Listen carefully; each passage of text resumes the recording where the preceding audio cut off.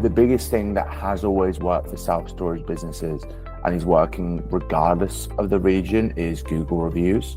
Every self-storage operator should treat Google reviews like gold dust. Collect them like you're obsessed with them. People still need self-storage. Just because of AI, the amount of people that need self-storage isn't reducing.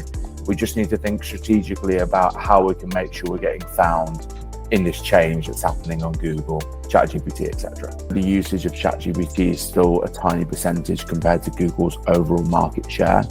Google is every single day losing customers to ChatGPT. These AI search engines, they're a business. They want to provide what customers are looking for. And if someone's looking for self-storage, they're looking for affordability and security. If you're putting innovative on your homepage, AI search engines don't care because self-storage customers don't care. My name's Henry. I'm from the Midlands, not too far from Birmingham in the UK. And I've been working with Storeganise now for 3 years, just over 3 years. I started off working on their SEO, ranking them position 1 in the pretty much globally for terms like self-storage business, self-storage software, self-storage marketing, self-storage SEO, which we'll talk about later. And as a result of that, I then started working with Storeganise's clients, and then have slowly expanded to working with self-storage operators all over the world, from single facilities to multi-site operators, helping them with their self-storage SEO and marketing more broadly. So yeah, happy to be here and excited for what we're going to talk about today. The biggest principle now is information is becoming free. So you'll typically see AI summaries will come at the top of Google for informational search terms. Like if someone searches how much is self-storage, that's when it might come up. And what that means is people no longer have to click on websites in order to find out information. They'll either get their AI summary, go to ChatGPT, which means for self-storage operators, you're probably going to see traffic as a whole go down. And the principle of GEO, AEO, whatever you want to call it, is just making sure that you show up in those AI search engines, AI overviews, primarily for revenue generating search terms, so that even when your traffic drops, because people are no longer clicking on websites, they're seeing the AI summary, you're still getting found for the right things. Because just because people are clicking on websites less for information, people still need self-storage. Just because of AI, the amount of people that need self-storage isn't reducing. We just need to think strategically about how we can make sure we're getting found in this change that's happening on Google, ChatGPT, etc. So GEO is Generative Engine Optimization. Doesn't really make more sense when you say it out loud. AEO is Answer Engine Optimization. It's basically just optimizing for AI results. I believe in the next 6 to 12 months, the 10 blue link model will die. So you'll no longer see 10 blue links on Google. I believe that Google will completely replace it with AI mode, which has already been rolled out across the US. Even though the usage of ChatGPT is still a tiny percentage compared to Google's overall market share, Google is every single day losing customers to ChatGPT.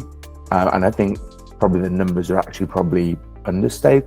I think it's actually a lot bigger than we realize right now, and it's moving very, very fast. So I believe Google is going to have to take that move. And fast forward 10, 20 years, or speaking like this earlier today with my dad, actually, I think that my kids will be mind blown that we used to look for information and look for things, because eventually we will just have our own AI agent, our AI assistant that finds the best solution for us and then presents us with an option to buy. So in the self-storage context, you'll just speak to something and say, I need storage, and it will just find the best storage in that area. Similar to a AI search engine would, it just presents you the best option personalized for you. You mentioned that in the US, there are AI agents that are already being deployed and used. So at Storeganise, we've got a global customer base. We're closing in on 50 different countries. So, and you've also got quite a kind of global reach in terms of your customer base. Obviously, we can talk specifically about self-storage operators that your customers that you work with for SEO. Are you seeing a difference between how their traffic is reacting to this new world? Good question. I would say we've definitely seen more of a drop in traffic in the US for sure, just because AI modes, like the permanent AI summary at the top of Google search is more prevalent than we work with specifically Storeganise clients for self-storage SEO in like US, UK, Singapore and Australia. And you see that like the drop more in the US compared to Australia, let's say. However, what we're doing is pretty much consistent across all of the clients because the rest of the world will be following suit very, very soon. So I would say as an operator watching this, no matter where you are, to be forward thinking. And, you know, I might be wrong, but if I'm right and you only focus on Google, your AI visibility is really going to be taking a hit and you'll be losing out to competitors. The biggest thing that has always worked for self-storage businesses and is working regardless of the region is Google reviews. Like every self-storage operator should treat Google reviews like gold dust. Collect them like you're obsessed with them from now on. You should have been doing it already. And I'm seeing probably the operators that do it best are ones that automate that process. You know, people listening to this will be varied. There'll be completely automated facilities, like Swift Storage, Storeganise client in Australia, completely automated. And then there'll be some that have a lot more boots on the ground. Regardless of where you are, you need to create automation in your business. So again, it's less so geography. It's more there's varying success at either end of the spectrum, depending upon how much people automate it.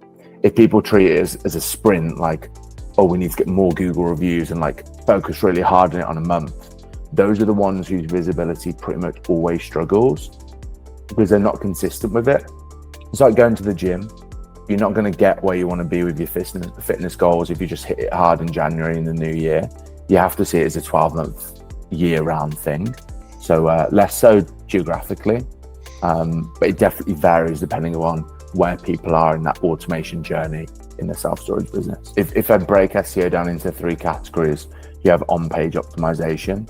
So making your self-storage website really easy to use, using the right keywords in the right places, keyword to search terms, typically going to be self-storage followed by your location, self-storage, I don't know, Chelsea in London, something like that. So on-page optimization. Then you have technical optimization. So that's making sure that you've checked the right checkboxes when it comes to making sure your website, your self-storage website has the right things in place. Does it load fast? Has it got certain SEO descriptions filled out? Do you have broken links? If you've built on a platform like Storeganise, a lot of it is done out of the box. But if you've got a custom site, you know, you'll need to work with a developer to make sure you follow those best practices. And then the final one is off-page, so link building. That's getting links from your local self-storage association, from Rent Cafe, from the different relevant self-storage websites. Get them to point towards your business to make essentially boost your authority. Google deems you more relevant and more trustworthy if you've got links from them, from different directories, and ranks you higher up on Google. Those are the premises of SEO, those 3 areas: on-page, technical, off-page, link building. You do all of those in optimizing for AI. You just do them slightly different. So really interesting example of what we're doing at Storeganise at the moment is we're asking ChatGPT and we're asking common, you know, AI search engines, what do you know about Storeganise? We then compare that to the competitors, especially ones that may or may not rank higher than us, and we ensure that the key USPs about Storeganise are included in the descriptions about Storeganise on social media, on directories, and we do that for all of our self-storage clients as well. A really good example, we have one in Singapore, and they're known as being like quite innovative, and they've got robotics in their facility. We went on ChatGPT and their visibility was actually getting hurt because self-storage clients don't care about robotics, innovation. They care about security and cost, realistically. And that was a big reason why they weren't ranking so high. So we changed all of the descriptions. So you would still do that in SEO. You still want to make sure that you've got that visibility, but there's little subtle differences in AI that you need to be more thoughtful about when you're doing those like activities, if that makes sense. Yeah, it's interesting. And presumably you've got two different piles of operator here.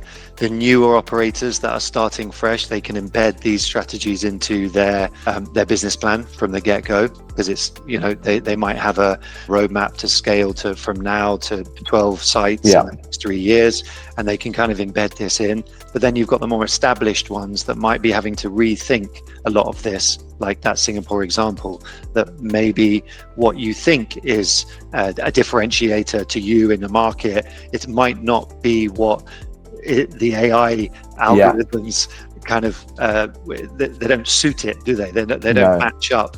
And really, Jack, like you're right in saying that, you know, that isn't what AI search engines are looking for. The real thing is what customers are looking for, because, you know, these AI search engines, they're a business. They want to provide what customers are looking for. And if someone's looking for self-storage, they're looking for affordability and security. If you're putting innovative on your homepage, AI search engines don't care, because you self-storage customers don't care. So yeah, it's and I quite like that as well, because I think that AI is forcing SEO to move back to more marketing. It's like when you do things like looking at how you describe on social media, how you describe across the internet, that is marketing. You should be doing that anyway. Whereas I think before, a lot of people got lost with some like growth hacky SEO stuff, like grey hat, black hat, like more hacking and reverse engineering search engines. Whereas now it's moving back to like brand reputation online, how people speak about you, which I think is how it always should have been. I've already mentioned the biggest one, Google reviews. Treat it as your mission in the next 12 months to get as many Google reviews as you have. If you're a Storeganise customer, you can use that open API, connect it to Zapier, and when you get a move in, 7 days later, text or email that customer to leave a Google review. Like, that is an absolute must. That's going to help your Google visibility and your AI visibility, because AI has no personal experience of its own. So it looks for the experience of others via reviews to determine whether or not it should promote businesses or not. The second thing is, for your self-storage business, create as many directory listings as possible. So get your self-storage business listed on everywhere it makes sense. Rent Cafe, your local self-storage association, any directory that you might be found on, ensure you get listed on there, because that helps Google trust you. If Google sees, let's say your self-storage business is called Easy Store Wolverhampton, my local city is Wolverhampton. Like, if Google sees Easy Store Wolverhampton in 10 different places across the internet, along with the address and reviews, it's more likely to believe that you're legit and more likely to recognize you, same as AI search engines. So get more Google reviews, get your self-storage business listed on as many directories, business directories, lists as possible. And then I would make sure that your experience on your website is as good as it can possibly be. I want you to make sure that, as we spoke about earlier, you include the things on your website that self-storage customers actually care about. Clear pricing, your location really clear on your website, your USPs, your security, all that sort of stuff, which you should be doing anyway. Make sure it's really clear and logical on your website, and your website's also extremely easy to use. Because if Google and AI search engines see that your website isn't easy to use because people bounce as soon as they leave, or it isn't easy to crawl, or the information isn't there, remember, these tools are businesses. They want to recommend businesses that delight their mutual customers. So it wants to make sure that your website is easy to use and has all that information on. So those are probably the top 3 things I would say. Gold dust. Easy as that. Yeah. Easy as that. And treat it as a marathon, not a sprint. Like I speak to some operators and they'll go away immediately after I speak to them and get loads of reviews and change their website. Be like, right, where are my move-ins? But it doesn't work like that. They've got to see it as building it into their process of reviewing it every month, getting Google reviews every single day if possible, and the results will come over time. And how are they able to measure that? It depends. So with our Storeganise clients, we look at net move-ins each month. So we'll sort of, we'll do what was cost per move-in, what's the LTV, lifetime value per move-in, and then we can essentially get an LTV over CAC ratio.